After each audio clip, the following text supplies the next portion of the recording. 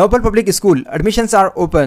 Sky Sunshine School, step towards better future. College Park the Creative School, school for quality and innovative education. करें एक बेहतर कल की शुरुआत आज से.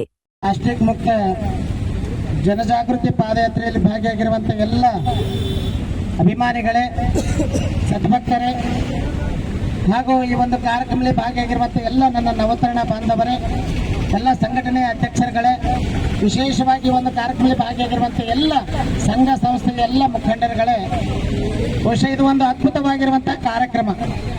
ಜನ್ಮದಿನೋತ್ಸವವನ್ನು ಬಹಳ ಸರಳವಾಗಿ ಒಂದು ಸಮಾಜಕ್ಕೆ ಸಂದೇಶ ಕೊಡಬೇಕು ಅಂತಕ್ಕಂಥ ಆಶಾಭಾವನೆ, ಪ್ರತಿ ವರ್ಷನೂ ಕೂಡ ಒಂದಾದರೂ ಸಂದೇಶವನ್ನು ಕೊಡಬೇಕು ಅಂತಕ್ಕಂಥ ಕಳಕಳಿ ನಂದು ಒಳಗಿನಿರುವಂತ ಕಳಕಳಿ.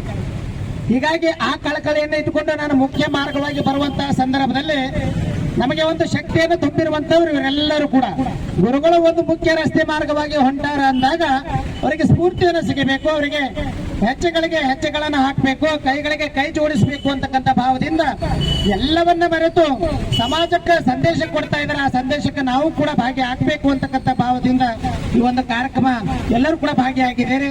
ಬಹುಶಃ ನನ್ನ ಒಂದು ವಿಚಾರ ಏನು ಅಂತಂದ್ರೆ, ಸಮಾಜದಲ್ಲಿ ಅನೇಕ ಏರುಪೇರುಗಳಾಗ್ತಾ ಇರ್ತವೆ, ನಮಗೆ ತಿಳಿಲಾರದೆ ತಪ್ಪುಗಳನ್ನ ಆಗ್ತಾ ಇರ್ತವೆ.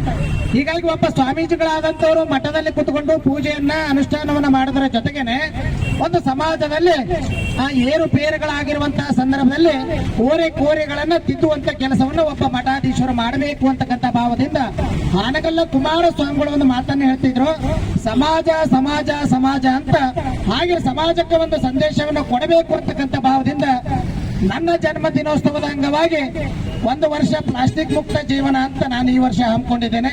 ಹೋದ ವರ್ಷ ಮೊಬೈಲ್ ಜಾಗೃತಿ ಪಾದಯಾತ್ರೆಯನ್ನ 8 ವರ್ಷದ ಒಳಗಿನ ಮಕ್ಕಳಿಗೆ ದಯಮಾಡಿ ಮೊಬೈಲ್ಗಳನ್ನ ಕೊಡಬೇಡಿ ಅಂತಕ್ಕಂಥ ಒಂದು ಸಂದೇಶವನ್ನ ಕೊಟ್ಟಿದ್ವಿ. ಬಹುಶಃ ಎಷ್ಟು ಜನ ಅನ್ವಯ ಮಾಡ್ಕೋತಾರೋ ಎಲ್ಲೋ ಗೊತ್ತಿಲ್ಲ, ಆದ್ರೆ ನನಗೆ ತೃಪ್ತಿ ಇದೆ. ನನ್ನ ಜೊತೆ ಬಂದಿರುವಂತ ಎಲ್ಲ ಅನುಭವಿಗಳು ತನ್ನ ಮಕ್ಕಳಿಗಾಗಲಿ ತಾ ಬಳಸುವಂತ ಕಾರ್ಯದಲ್ಲಿ ಅಪ್ಪೋರು ಹೆಂಗ ಪಾದಯಾತ್ರೆ ಮಾಡಿದ್ರು, ನಾನು ಬ್ಯಾಗ್ ತಗೊಂಡು ಹೋಗ್ಬೇಕು ಅಂತ ಮನಸ್ಸಿನಗಳ ಬಂದಿದ್ರೆ ಸಾಕು, ನನಗೆ ಒಂದು ದೊಡ್ಡದಾಗಿರುವಂತ ಕಾಣಿಕೆ ಕೊಟ್ಟಂಗ ಅಂತಕ್ಕಂಥ ಮಾತನ್ನ ನಾನು ಹೇಳಕ್ ಇಷ್ಟಪಡ್ತೇನೆ. ಇವತ್ತು ಬಹಳ ಜನ ಅನುಭವಿಗಳು ಹೇಳಿದ್ರು, ಏನು ಅಂತ ಕೇಳಿದ್ರೆ ಬಹುಶಃ ಇವತ್ತ ಬೇರೆ ಯಾರು ಉಪಯೋಗ ಮಾಡ್ತಾರೋ ಎಲ್ಲೋ ಗೊತ್ತಿಲ್ಲ, ಈ ಪಾದಯಾತ್ರೆಯಲ್ಲಿ ಬಂದಂತ ನೀವೆಲ್ಲರೂ ಕೂಡ ಇವತ್ತು ನನಗೆ ಕಾಣಿಕೆ ಬೇಕಾಗಿರುವಂತದ್ದಲ್ಲ, ನನಗೆ ಯಾವ ರೂಪದಲ್ಲಿ ಕಾಣಿಕೆ ಸಮರ್ಪಣೆ ಮಾಡಬೇಕು ಅಂದ್ರೆ ಇವತ್ತ ನೀವೇ ಸಂಕಲ್ಪ ಮಾಡ್ರಿ. ಇವತ್ತಿನಿಂದ ನಾವು ನಾಳೆಯಿಂದ ಅಥವಾ ಇವತ್ತಿನಿಂದಲೇ ನಾವು ಪ್ಲಾಸ್ಟಿಕ್ ಅನ್ನ ಮುಕ್ತ ಮಾಡಿ ನಾವು ಮನೆಯಲ್ಲಿ ಬ್ಯಾಗ್ ಗಳನ್ನ ಬಳಸ್ಕೊಂಡು ನಾವು ತರಕಾರಿ ಆಗ್ಲಿ ಕಿರಾಣಿ ಸಾಮಾನುಗಳನ್ನ ತರುವಂತ ಕೆಲಸವನ್ನ ನೀವು ಮಾಡಿದ್ರೆ ಇದೇ ನನಗೆ ಕೊಡುವಂತ ದೊಡ್ಡ ಕಾಣಿಕೆ ಅಂತಕ್ಕಂಥ ಮಾತನ್ನ ಈ ಸಂದರ್ಭದಲ್ಲಿ ಹೇಳಬೇಕಾಗ್ತದೆ. ಅನಿಮಿತ್ತವಾಗಿ ಪ್ರತಿ ವರ್ಷನೂ ಕೂಡ ಒಂದೊಂದು ನನಗೆ ಬಹಳ ಆನಂದ ಅನಿಸ್ತದೆ. ಸಮಾಜಕ್ಕೆ ಒಂದು ಸಂದೇಶ ಕೊಡಬೇಕು.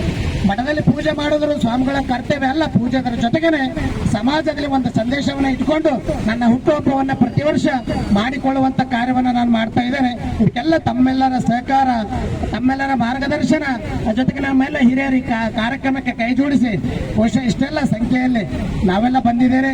ಶಾಲಾ ಕಾಲೇಜಿನ ಎಲ್ಲ ವಿದ್ಯಾರ್ಥಿನಿಯರು ಜೊತೆಗೆ ಎಲ್ಲ ಪಾಲಕ ಪ್ರತಿನಿಧಿಗಳು ಈ ಕಾರ್ಯಕ್ರಮದಲ್ಲಿ ಕೈ ಜೋಡಿಸಿದ್ದಾರೆ.